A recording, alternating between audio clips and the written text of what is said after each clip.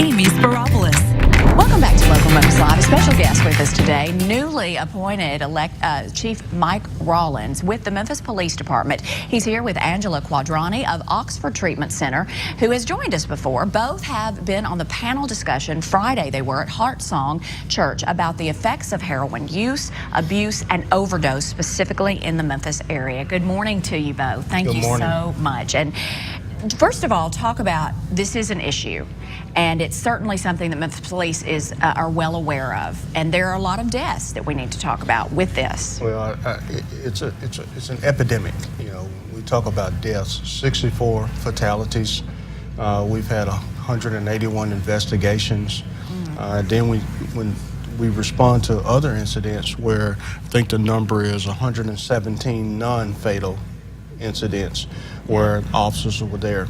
But, you know, without talking about the number of doses, and I think, you know, maybe there are 1,100 doses in 2015 of Narcan given by the Memphis Fire Department. Right. And this year, I think the estimate will be somewhere up and above 1,300 doses of Narcan. If you think about that, if Memphis Fire had not been there to deliver those doses, we could have added an additional 1,300 deaths on top of the 64 fatalities we've already had. So heroin, you know, it is truly an epidemic. It's a crisis that is on our doorsteps, and we better do something about it now before it gets, you know, way past the point where we can really get it under control. Out of control, so to speak. And Angela, Narcan is something that, tell us, we had talked a little bit about, but if our viewers aren't familiar with that. Sure, it's a trademark drug, and it can be administered nasally or intravenously. And what it does, it inhibits the effects of an opiate to prevent an overdose, essentially. Right, and that was one of many things that was discussed with this panel discussion at Heart Song. And Chief Rallings, how are your men and women on the front lines conquering this, or dealing with it, I guess I would say? Yeah, well, you know, our organized crime unit's working hard. If you remember, only a few weeks ago, we announced indictments on a number of individuals. I think today we've made 38 arrests, recovered guns, you know, drugs, money, did a couple of closures. So our folks are working out every day trying to combat, you know, not just heroin, but other illicit drugs that are plaguing our neighborhoods. Sure. And Angela, how was the panel discussion Friday night, by the way? It was fantastic. Yeah. A lot of audience reception from it and asking a lot of questions, and I think it really brought the community together to want to talk about this and bring it out in the open. Sure. And you had nearly 100 people there, which is a great turnout. So what were some of the observations that panelists had to share? And I know, Chief, you were among the people that were there speaking. Did you notice some common observations among the group there? Well, yes.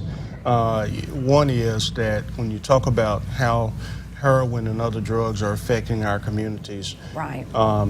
Heroin being a drug that, you know, people don't know what they're getting.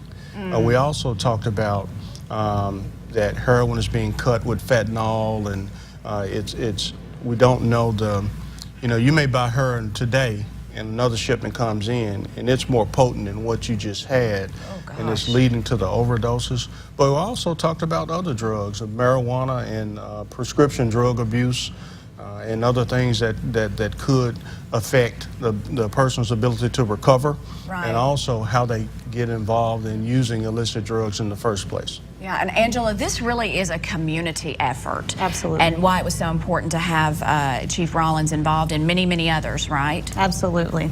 So, okay, I got to ask you, if folks at home know someone who's suffering a heroin addiction and they're afraid that they may get in trouble by calling it in, what advice would you have to them?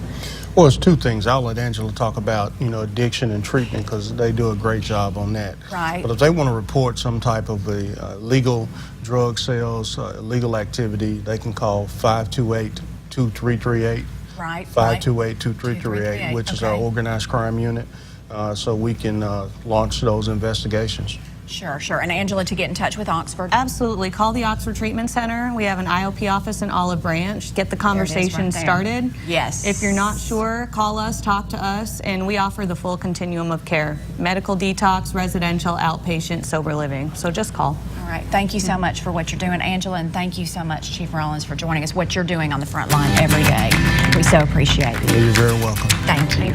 Coming up, award-winning science education.